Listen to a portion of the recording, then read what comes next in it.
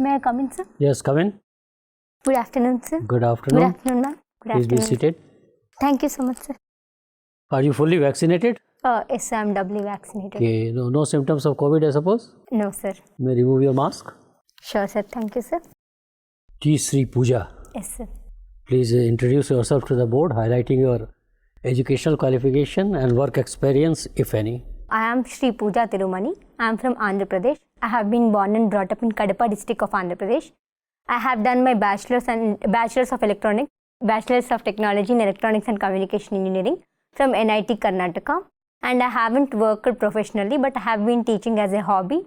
All my lifetime I have remembered. Should I call you Pooja? Yes, sir. Pooja, you tell me, you are an engineering graduate. You passed out from National Institute of Technology. Why did you not pursue a career in your own core area of education? Civil services has been my aspiration as from my childhood, because I have seen growing up my father, sir. I have seen his service and I wanted to pursue the same path. But I wanted a degree in a technical field because it is also one of my interests. So I have done my graduation in electronics and communication engineering. So your father is also a civil servant? No, sir, he is from state civil servant. Like he's in Panchayat Raj department. Okay, Panchayat Raj department. What is? Why are you so passionate about joining the civil services? What are the strengths of the civil services in our country?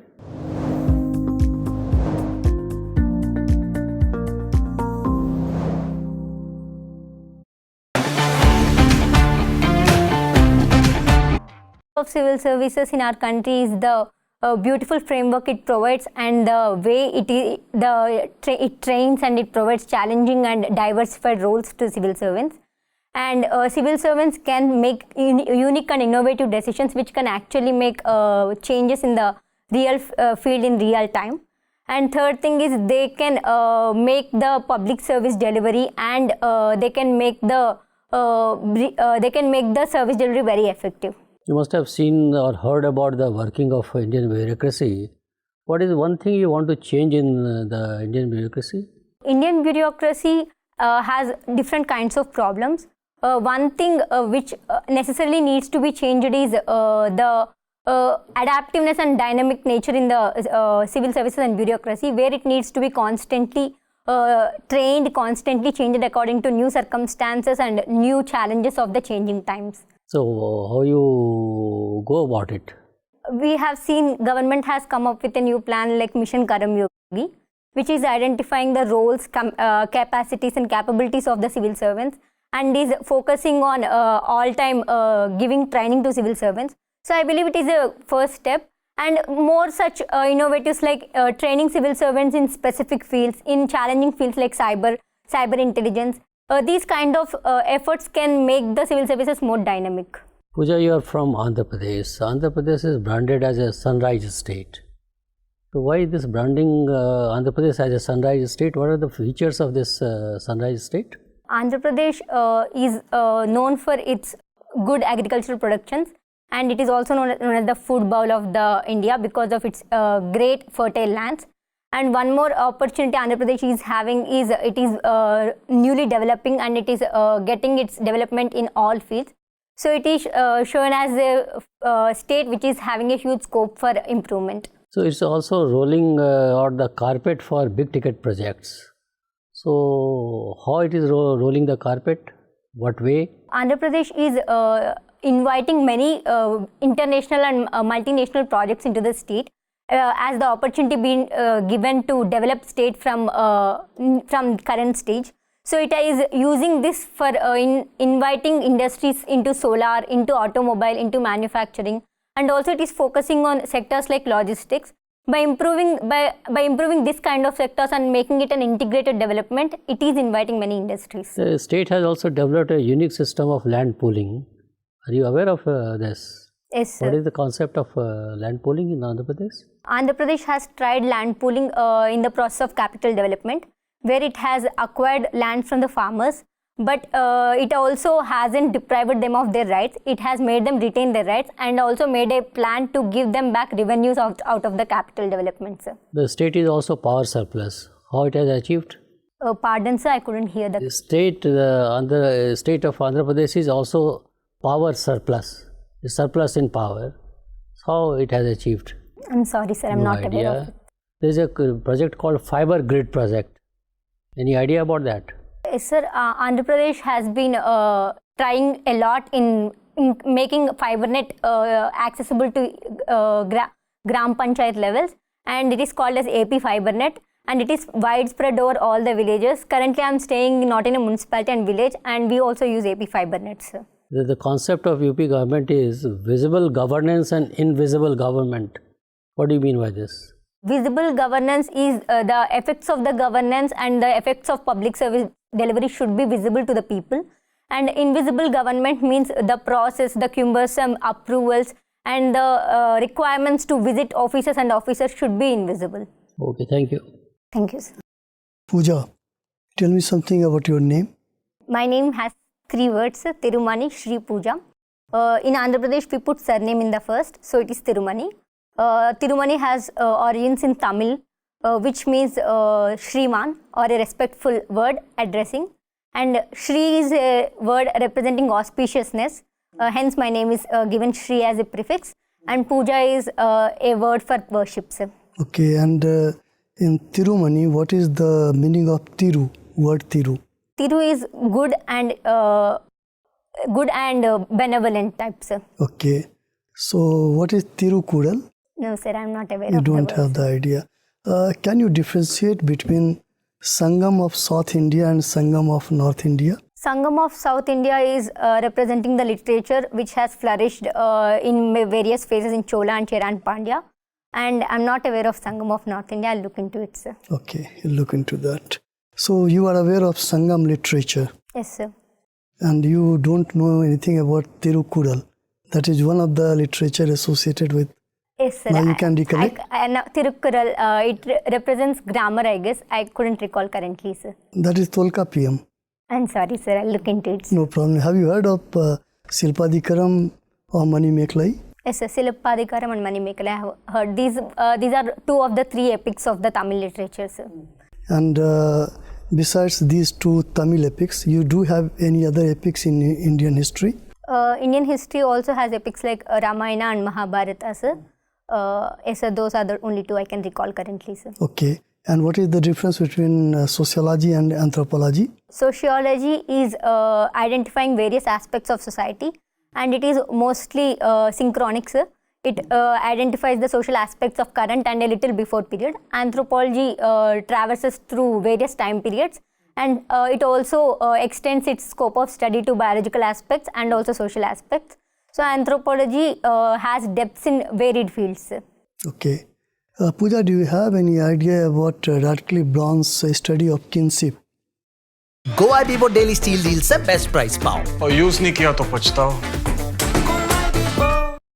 Yes, sir. Radcliffe Brown has studied in kinship in Andaman Islands, and he has identified various reasons for kinship terminology and kinship. Yes, sir. I cannot recall more about his studies in kinship, sir. What is the difference between taboo and totem? Taboo is something prohibited in a culture, and it is considered as it brings upon evil into the culture if it practices. It is usually considered with practices like incest. While totem is something sacred, and it is usually it is also prohibited that because of its divine nature, and it is usually considered revered and it is set apart, sir. Pooja, have you heard of Jan Jatiya Gaurav Divas? No, sir, I haven't heard of it, sir. Okay, you have not heard. But on 15th of November, it is being celebrated. Do you have any idea about that? That is something about the tribes or some tribal leaders. They refers to like they fought against the British, and not only that, they also try to preserve Indian culture. They try to promote Indian culture. So I give you the clue. That is Birsa Munda. His birthday falls on, that is 15th of November. Okay, so Government of India has started or initiated this. Do you have any idea about Birsa Munda? Yes. Yes, sir. Birsa Munda has fought against British government revenue and forest policies, and his movement is also called Sons of Soil movement or Ulugulan, sir. And what about Alluri Sitaram Raju? Alluri Sitaram Raju also has been part of similar struggle against British, sir. and he is in the northern Andhra Pradesh and from the Manyam region, sir. He has fought along with tribals in the Andhra Pradesh, sir. What was the movement initiated by him? Savera movement, I recall, sir. I cannot say it correctly. Or Sir. it was Rampa? Yes, I'm sorry, sir. It's Rampa Chodavaram movement, sir. Rampa Chodavaram. Okay, no problem. Do you have any idea about Sidhu and Kanhu? Sidhu and Kanhu? Yes, sir. These are also part of the rebellions, and I cannot recall which rebellion was it, sir. Okay, no problem. Your extracurricular activities, that is teaching, you teach. At what level? I have been interested in teaching as far as I know, sir. Have you followed any methodology while teaching? Methodology. Yes. My methodology of teaching is usually varies based on the age group, sir. When I go to primary schools, I basically try to address basic numeracy and literacy. But my main scope has been 6th to 10th class, sir. I include experimentation and I encourage them to learn their own by making various projects kind of things, sir. So Pooja, the new education policy has also highlighted some methodologies for from class 6 to class 12. Do you have any idea? Yes, sir. New education policy has also emphasized on demonstrative learning for 6th to 12th, and they also emphasized on vocational education from beyond 8th. So I believe that from 6th to 12th, this kind of education can help impart skills better, sir. Okay. And what about the language formula in new education policy? New education policy has made it required that up to 5th class it is compulsory for them to be taught in mother tongue, and no other language should be imposed on the student unless it is a student's will, sir. Okay, last question from my side. Do you think that Hindi should be our national language? Hindi should be implemented everywhere in across India, and everybody should speak Hindi. What is your reaction to this? I am in favor of multilingualism, sir. I like when people are familiar with multiple languages. But implementation as imposition wouldn't be correct, sir. It should be come from the bottom to top level. If a state or if a school is voluntary to learn multiple languages, may it be Hindi or any other language, it should be encouraged. Do you know Hindi? Yes, sir. I know Hindi, sir. We had 3 languages in school and I have learned Hindi. एक line बोलो हिंदी में, conclude करो. इसीलिए मुझे लगता है कि बहुत लैंग्वेजेस सीखना जरूरी है कि कोई भी आदमी भारत जैसा देश में अच्छा जी सकते. Okay, thank you, Pooja Sri Tirumani. Thank you, sir. Pooja, your optional is anthro. Yes, sir. Right? How your knowledge of linguistic anthropology could be useful to influence your subordinate after being into the service? May I take few seconds, sir? In linguistic anthropology, we learn various kinds of languages will be used, like the languages and the terminology used between the departments and between the classes of the population vary.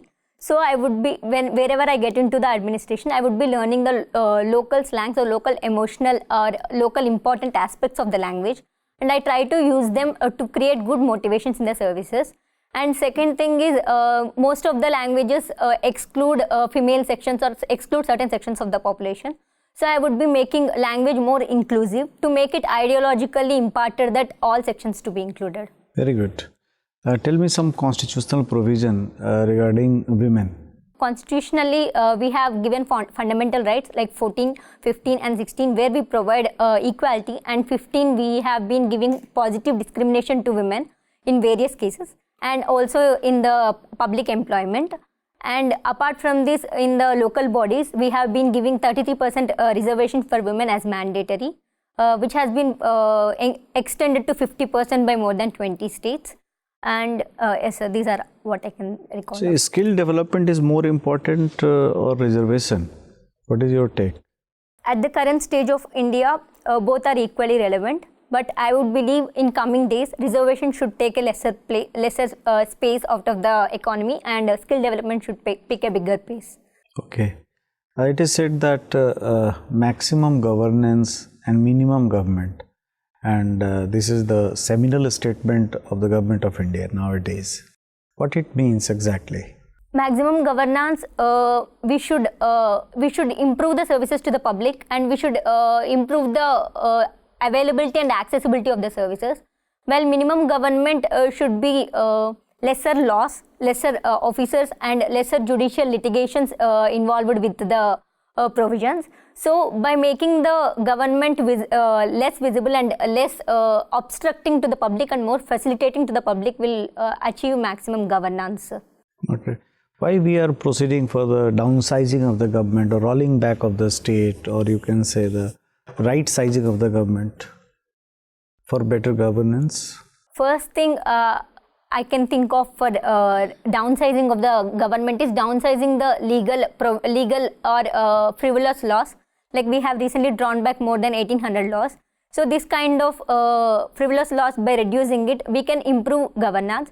Second thing is we should be empowering people and reduce hand-holding and make them more empowered, so that by withdrawing government from that kind of sectors and making it more facilitating a party, it can help improve services. And yes, so that's all I can think. Pooja, probity is required in administration, right? And probity is nothing but trust and confidence of the citizen towards the service provider or administration, you can say. How you will ensure probity in citizen or customer after being selected for the IAS? Probity, for building probity, the relation between the civil servant and public should be as close as possible, and it should be trustworthy. For that, the first step is transparency, and I would use right to information, and I would also be making this a necessary thing for voluntary disclosure of information on web portals. Second thing is I would make the civil servants more visible to public and more approachable to public. Like in Andhra, we have a scheme called Pallanidra, where civil servant go and stays in a village for once in a month. So it can bring more trust between them. And third thing, I would try to open up a digital space where public can raise complaints on them by not needing to visit offices, and I want them to easily follow up on their grievances. Okay. Tell me something about the current status of the ongoing Russian-Ukraine war. Current Russian-Ukraine war has been creating a lot of supply chain disruptions and also humanitarian problems. We have seen recently that Ukraine is also making few advances in the eastern Russian region. And regarding the world parties, many states are trying to mediate, like Turkey and Israel. And one more result of the Russia-Ukraine war is it is actually negating on Russia's aims that against NATO. Like Finland and Sweden are more orienting towards joining NATO. Okay, what's the stand of India regarding this war? India has made it evident that it stays with the peace and diplomacy and dialogue-based resolution. And regarding this, India has also been offering humanitarian assistance, and India has also been offering to mediate in between these two parties. So India is up for making a quick resolution with dialogue-based. Okay. What's the relevance of non-aligned movement? Non-aligned movement has paid good benefits to India when it started, but India is currently shifting to multi-alignment, where it is maintaining equidistance and relations with multiple states. And I believe non-alignment, though pays good in the concept of ideology, multi-alignment becomes more pragmatic because of India's multiple relations with trade, defense, and security. So currently multi-alignment is picking the pace. Good. Pooja, Yes, ma'am. as a student of anthropology, briefly explain to me the origin of human species. Human species have been originated from the apes, and the basic human species differences which we see as bipedalism, standing erect, are reasons of cultural and also biological reasons. Like human pelvis started growing smaller, which made women need longer gestation periods and longer post-pregnancy rest, which made social life possible, which also made a feedback effect on increasing bipedalism, and the same also helped in increasing the brain capacity, which helped enhance humans' intelligence, which is all responsible for today's evolution of humans, ma'am. Very right. And what does the word cognitive revolution mean? Cognitive revolution means the revolution because of the intelligence or because of the enlargement of the brain size, which we have been seeing that humans have played very key role in evolving intellectually than other species. So this cognitive revolution is what put humans in current stage, ma'am. There are reports that human size is decreasing, human brain size is decreasing day by day. Why is it so? Actually, we have seen human size at 1400 cc of volume is already a variation from earlier 1600 cc, and it varies depending on the requirement of the usage of the brain, and it is also optimum usage of the brain. So I believe at 1400 cc human has attained optimum survival, and regarding current stage, I believe human has been using the cognitive abilities to the best. I cannot actually trace out the reason for reducing the size of the brain, ma'am. It's okay. So, what's the electronic policy of India? India has recently launched a National Electronic Policy in 2019, replacing the 2012 policy. And regarding this policy, India wants to improve electronic system and design manufacturing, and it wants India to make innovative and indigenous chips, and also improve the fabrication industries, and also it has provided production linked incentives to the industries to launch up the production, ma'am. Very right. Tell me, what do you understand by empowered woman?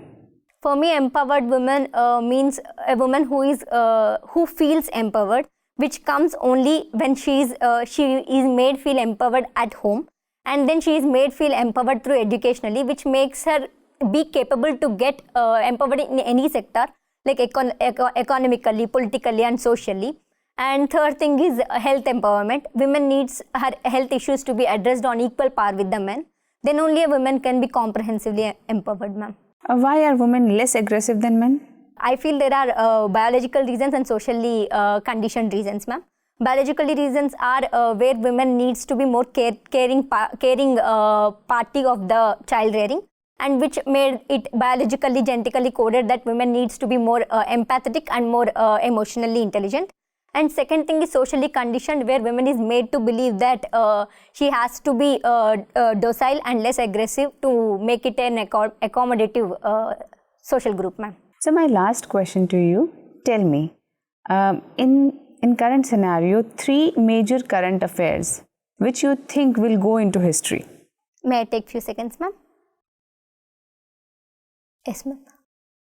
First will be Russia-Ukraine war, which will be definitely going into the history. And second thing will be COVID pandemic and how world has fought against it. And third thing will be the great technological leaps like 5G and artificial intelligence, ma'am. Very right. Thank you so much. Thank you, ma'am. Pooja, just before you, we have interviewed a male candidate whose first and the only preference was police services. But I rarely found any female candidate whose first preference is police services. On the other hand, we need more women police officers so that system could be made more sensitive. How do you see this phenomenon? Yes, sir, I agree with the fact that socially there has been less optimism for women to pursue police services. It is because of various reasons like the work beyond hours and security reasons which are discouraging women. But I believe that India has passed that point, and there are multiple women who have been aspiring to become Indian police service. Myself has made it a second option for Indian police service. And to make it more possible for this kind of scenarios, one thing is we have to make sure there is an increased need of police women that will make more women encouraging towards come here. Second thing is we should assure women of security reasons and security provisions to women, and has to make sure that her involvement in police is more required. Then it can be more accommodative for women to come into police service. What are your weaknesses? My weakness, first thing and the most important thing I believe is I'm excessively compassionate, sir. So I believe it clouds my judgment sometimes. And regarding this, I have been working on considering pros and cons of my decision. and I am trying to make my judgment more rational, and I am still working on it, sir. Okay, just earlier you explained about human evolution very well. How did the invention of fire impact the evolution of man? Invention of fire has impacted in multiple ways. First way is it has made the cooked and well processed food available to men, which made changes in the digestive system and oral cavity. And second thing is because earlier days when man didn't know how to use fire, just found the fire in process of forest fires, started living along with the fires. So it made possible social arrangement of the men. And third thing is, with the usage of fire, men got control over other animals. That is how men stood as a controller of environment in the olden days. What do you know about PVTGs and what is the status of PVTGs in your Andhra? PVTGs are particularly vulnerable tribal groups, and in Andhra we have PVTGs like Chanchus, Yanadis and Erukulas. And status of PVTGs are actually have been improving because most of the PVTGs are concentrated in northern Andhra part, which was earlier occupied with Maoist affected area. Because of the good focus and improved administration, there has been improved education, health and administrative facilities in these regions. Okay. Recently, China has claimed about a new human species. China has named Dragon Man or Longi Man. Many scholars, anthropologists are saying that China is trying to rewrite the history of evolution of man. Have you any idea about this? Currently, I am not able to recall the details. I am sorry, sir. Okay. Last question from my side. Suppose you got a chance to take rebirth. Which country, which gender and which religion? I think I'll want to be reborn as the same person in the same place, sir, because I have seen unique challenges and I have seen how I can grow through them. And if I am given an opportunity, I'll just find new ways to grow through them and new ways to fight the challenges. But I think I like the life I have lived, sir. So I would want to be the same. Okay, thank you. Pooja, as you are aware, dowry is illegal but is still prevalent. If you talk of Andhra Pradesh, you find that dowry is still very much prevalent, particularly among Reddis and Kamas. Even Brahmins are also taking, where the education level is so high, both among male and female. Then why this dowry system is so prevalent in the state? Would give me a sociological explanation of the same. For dowry to be still prevalent, I believe there are three reasons in Andhra Pradesh, sir. First thing is the act and the legal provisions which didn't come along with the behavioral and social awareness changes. So it didn't actually penetrate into the deeper societies and it is still prevalent. Second is dowry is usually seen in higher classes and higher castes of Andhra Pradesh because it is believed as a social stage and social prestige to be acquiring larger amounts of dowry. And a third thing is also related to women empowerment. These are almost the same castes which have overlap with lesser women employments, where working women is considered as lesser of a social prestige. So women are deterred from working. So this is also done as a compensation with dowries. Suppose you are given the mandate to remove this evil which is eating into the society of Andhra Pradesh, how will you go about it? I feel the entire process should start with women, sir. First, women should be confronting, women should be empowered, and women should be the one who opposes a person who wants a dowry.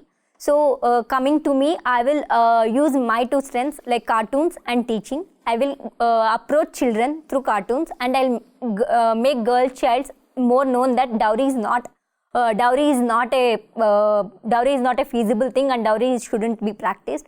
And second thing is cartoon illustrations. I would make my region specific cartoons and make pamphlets or animations and make it more penetrated into the public for more social awareness, sir. Okay, one last question before we let you go. Pooja, tell me, why should we select you? I believe that I have very good strengths for civil services, sir. And the major reasons I believe are I have good capacity to learn and retain information, which makes me equipped to go through the civil services procedure in the firstly. Second thing is I have learned the principles of integrity and hard working from my father, which I have been practicing and will be very useful in the public service delivery. Third thing is I am a very empathetic and compassionate person, sir. So I think my final stand will be with the public, and I'll be helping public in a bigger cause, sir. Okay, thank you very much, Pooja. Your interview is over. You may go now. Thank you, everyone. Thank you, ma'am.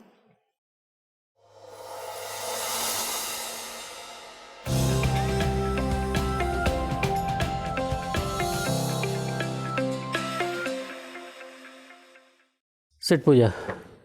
Thank you, sir. This is going to be your first interview at the UPSC. Second interview, sir. Second interview. Last time it was last year itself. Yes, sir. Last year itself, sir. Okay. How much did you get? 168, sir. 160. Why such a low marks? The interview actually didn't go personal, sir. It was very factual, and I couldn't display much of opinion or personality, sir. Okay. Okay. So you want to say that as because the interview was very much factual, so you couldn't reply to all the questions. I felt the same when I walked out, sir. Anyway, so takeaway from that is that on factual things you have to be very fully prepared, isn't it? Because we asked you some factual questions, of course, but Yes, not all factual questions. Some opinion-based questions and some other questions just to test your mental grit, your balance of judgment, isn't it? Yes, sir. So based on all parameters, you are an excellent candidate. I still wonder how could you get such a low marks of 160. You are capable of getting anything in the range of 185 to 200 also, because you are a very honest girl, a person of integrity, with honesty of purpose, and a very positive personality. So a youthful look. So all these are good qualities. And then when you discuss something, then your opinions are firm. I mean, you believe in conviction. So you spoke with conviction. That is very important. So civil services interview test is this test of personality is not a quiz competition or is a question answer session. It is basically an interaction to judge your personality. So what type of person you are, whether you enter into the area of guesswork, whether you lie or whether you speak truth, whether you are honest, or whether you can think of differently, having unique ideas, constructive thoughts, out of the box thinking. Those parameters, if we are pushed under against the wall, how do you react? Whether you buckle under pressure or you hold on to your own. These are the qualities which are seen. Based on those parameters, you came out wonderfully on all those parameters. You have a natural instinct, a natural flair to speak fast, isn't it? That's very intrinsic to you. I'm trying to control. So I don't know whether you will be able, because what happens if I tell you to control that, in the whole process you should not lose your natural style. That is the only flip side of it.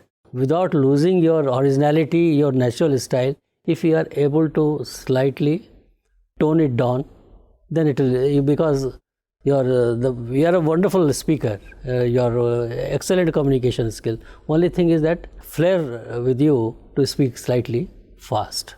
So try to curb if you could. That is the only thing. And otherwise on facts and your opinion based things, wonderful. A person of your age, whatever you said is really very good, very appealing, and you should be able to impress the board with your qualities of head and heart. Sangam, North Indian Sangam, of course, if South India is okay, but North India is also India only, isn't Definitely, it? So try to get some factual inputs of North India also.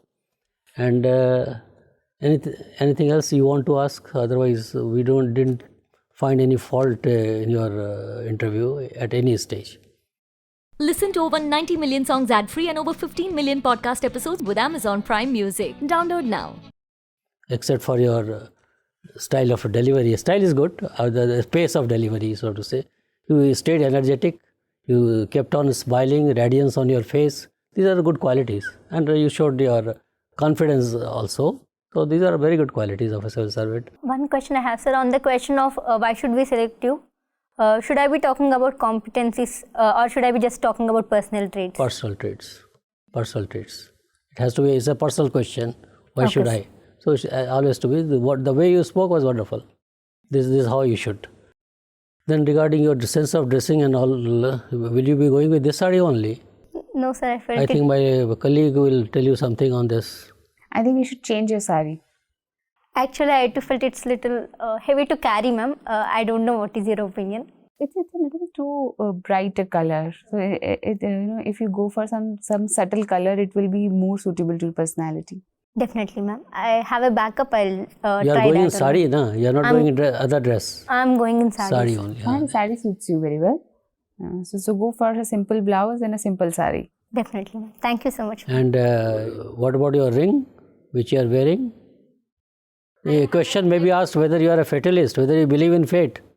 Or are you married? Something of that side. It is actually accessory, sir. I'm actually planning to remove it. I think it's better. It's better. Unless you can defend your position, whether you are fatalist or not, and go into that area of debate. Otherwise, better, safer to be get rid of this, at least for the purpose of interview. Definitely. Okay. Otherwise, all good with you. You should do well this time. You should. I don't know how you have done in your anthro paper. If you have done well compared to last year, how was your performance? I have done like too good. Like my last year optional was bad, sir. I got 212 only. Because it was my first attempt, I didn't get time to read. So I covered multiple sources. I think this is good. This is a good attempt. UPSC will love to interact with you and will be tempted to induct you unless you commit some blunder. So you are almost there. This is what I can tell you. And with God on your side and with our blessings, you should come out with flying colors. Okay. Thank you for the blessings, sir. Okay. Wish you all the best. Thank you so much. Thank you so much, ma'am.